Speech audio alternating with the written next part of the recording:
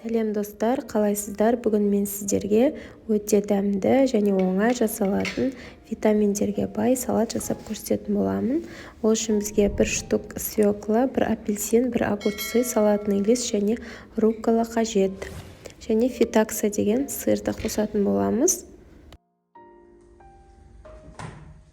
Және соус жасау үшін бізге соевый соус, 1 чайная ложка мед толған и лимонның саласы қосатын боламыз. Бұлай болса кеттік, салатымызды жасауға кірісейік.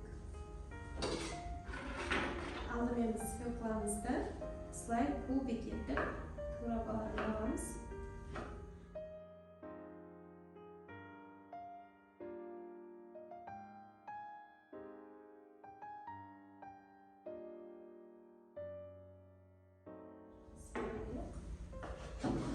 Барлығын турап болғаннан кейін салатымызды тарелкаға әдемі етіп жинайтын боламыз.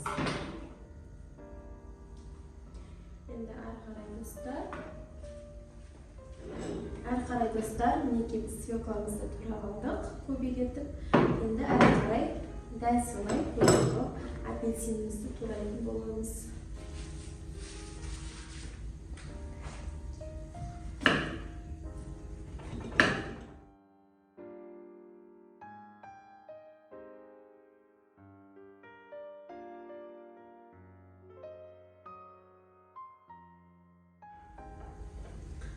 Мінекей достар, біздің апельсинімізді турап дайындап алдық.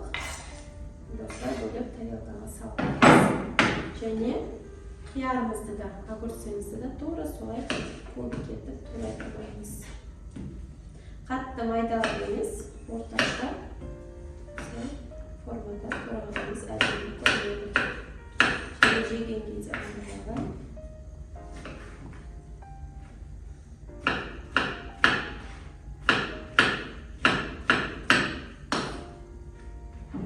Мінекей достар.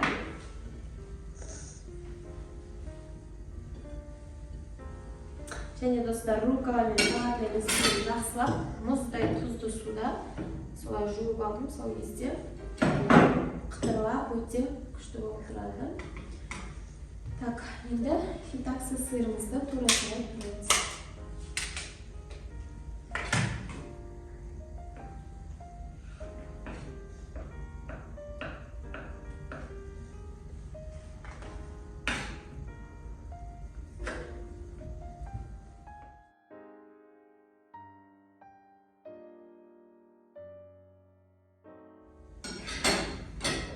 Сырымыз да дайын болды.